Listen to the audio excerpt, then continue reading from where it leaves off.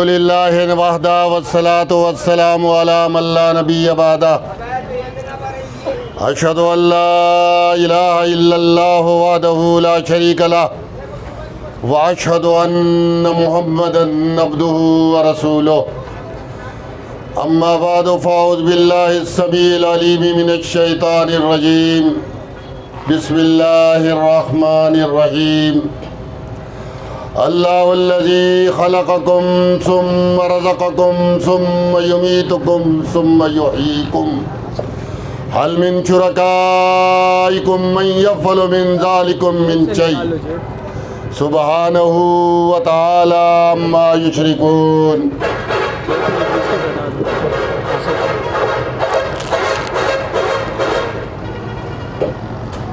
میرے محترم سامعین، السلام علیکم ورحمۃ اللہ وبرکاتہ۔ ابھی میں نے آپ کے سامنے اللہ کی کتاب قرآن حکیم سے ایک آیت فرمائی۔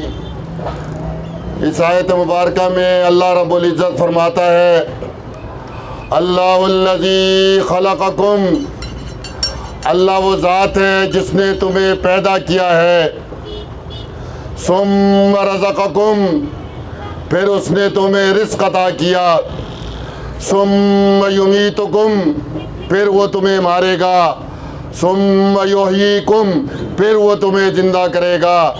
حل من شرکائکم، کیا تمہارے شرکاء میں سے کوئی ایسا ہے من یفعل من ذلکم من شیء، جو ان کاموں میں سے کچھ کر سکے؟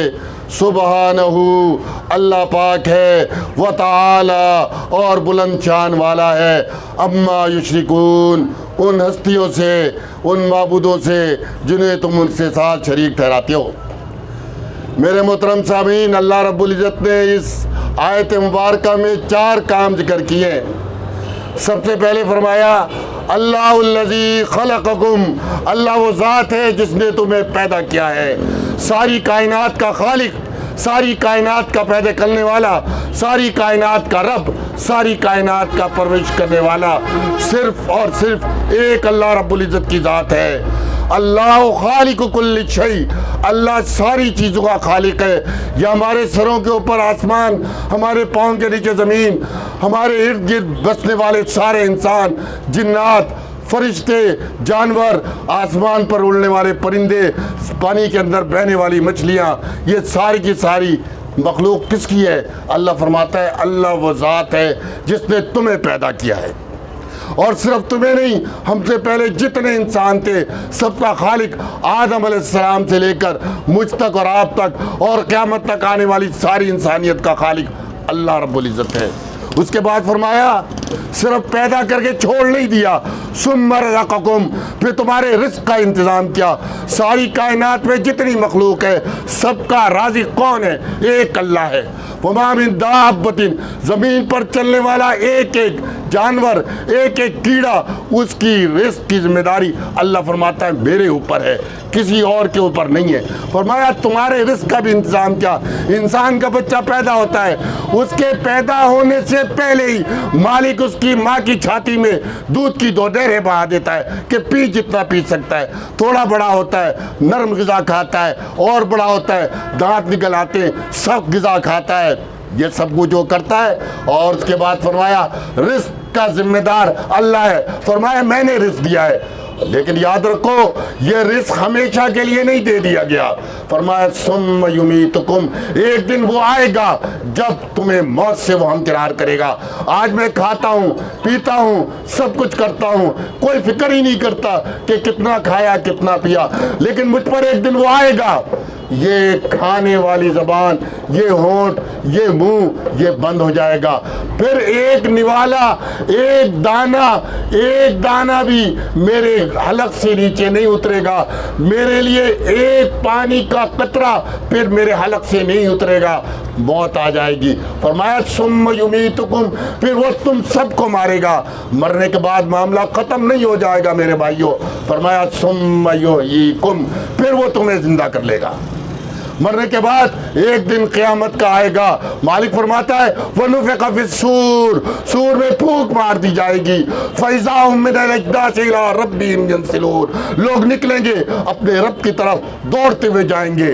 کہیں گے آج کیسا دن آ گیا. من یحیی العظام, جو کل تک یہ کہتے تھے زندہ کون کرے گا ہڈیوں کو, وہی رمیم, اور وہ بورا بورا ہو گئی.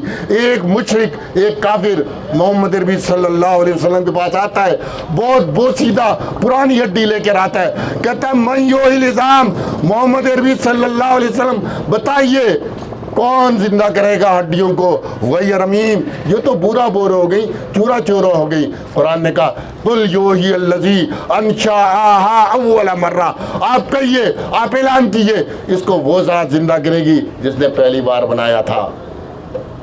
تو یہ سورہ یاسین کی آیت ہے. مالک نے اپنے رسول صلی اللہ علیہ وسلم کو یہ جواب سکھا دیا, تو ہمیں کل اللہ اٹھا لے گا. فرمائے یہ 4 کام ہیں, پیدا وہ کرتا ہے, رزق وہ دیتا ہے, موت وہ دیتا ہے, مرنے کے بعد زندہ وہ کرے گا. اس کے بعد ایک سوال کرتا ہے, ایک سوال کہتا ہے حل من شرکائکم, کیا تمہارے شرکا میں سے, تمہارے جھوٹے معبودوں میں سے کوئی ایک ایسا ہے من یفعل من ذالکم من شیء, ان 4 کاموں میں سے کچھ کر لے, پیدا کر لے, رزق کا ذمہ لے لے, موت اس کے قبضے میں ہو, زندہ دوبارہ وہ کر لے. فرمایا کوئی ہے, ایک ایسا ہے, یہ سارے مل جائیں کچھ بھی نہیں کر سکتے. فرمایا پیدا کیا کریں گے, لن یخلقوا ذبابا, انسان پیدا کرنا بڑی بات ہے, یہ ایک مکھی نہیں پیدا کر سکتے.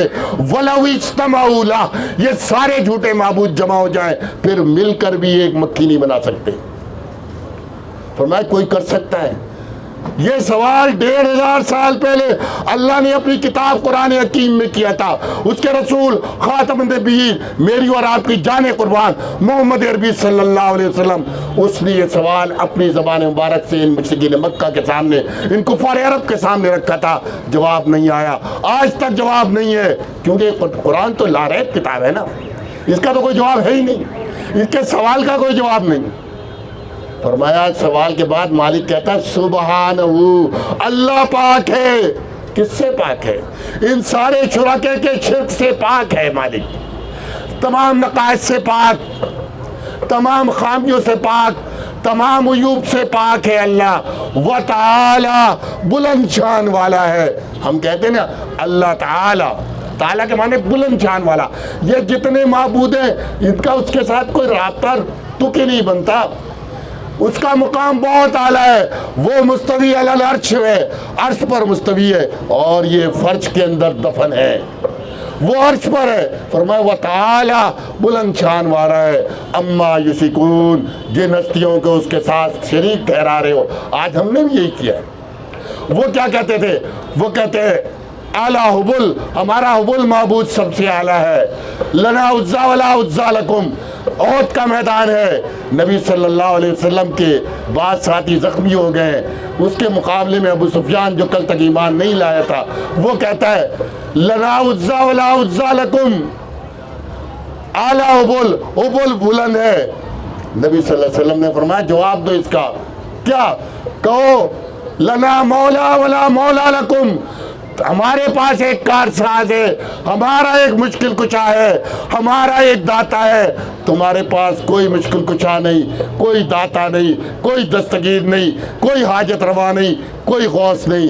لیکن آج جو ہمارے کو تعلیم ہمارے رسول نے دی تھی, آج ہم بھول گئے. ہمیں تو دنیا کی ساری چیزیں یاد ہیں, وہ تعلیمات بھول گئے. قرآن جزدان میں بند کر کے عطر میں لگا کر سب سے اوپر رکھتے ہیں, کیونکہ اٹھانا تو ہے نہیں. تو آج ضرورت ہے کتاب کو اٹھائیں, قرآن کو اٹھائیں.